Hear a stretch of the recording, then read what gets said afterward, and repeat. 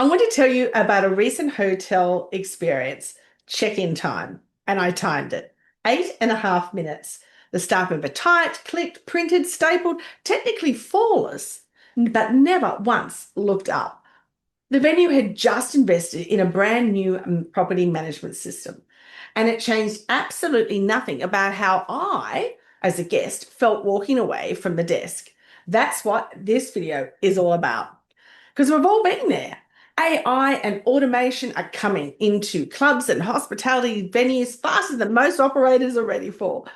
But that pre-arrival messaging, booking systems, rostering tools, feedback platforms, the technology is genuinely useful, and I'm not here to argue against it.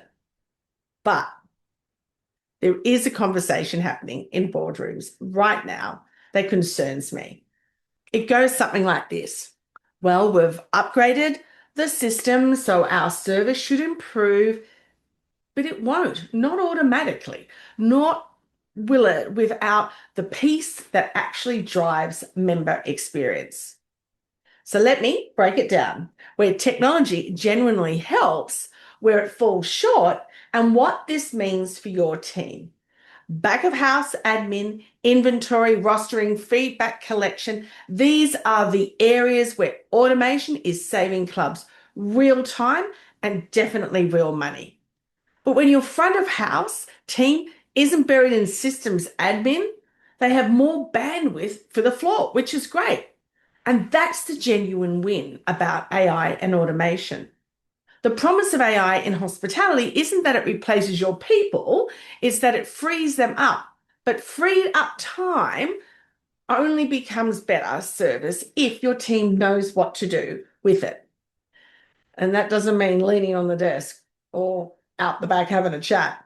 In most venues I work with, and I've been doing this, as you know, for over 30 years, the training hasn't kept pace with the technology investment. So you end up with staff who have more time and less direction. The system is smoother, but the experience isn't. There are three moments in every member visit that technology cannot and should not touch. The first is those first 60 seconds after a member walks through your door. That moment is entirely human. The eye contact, the acknowledgement, even if it's just a nod of the head if they're busy talking to other patrons. It's that sense that they've been expected. No system delivers that. Your team does, if they've been trained to, and that's the big if. The recovery from a complaint is number two. When something goes wrong, and it will, it happens. What happens next is a direct reflection of how your people have been prepared. A chatbot can't read a frustrated member's body language and make a judgment call in real time, but your staff can.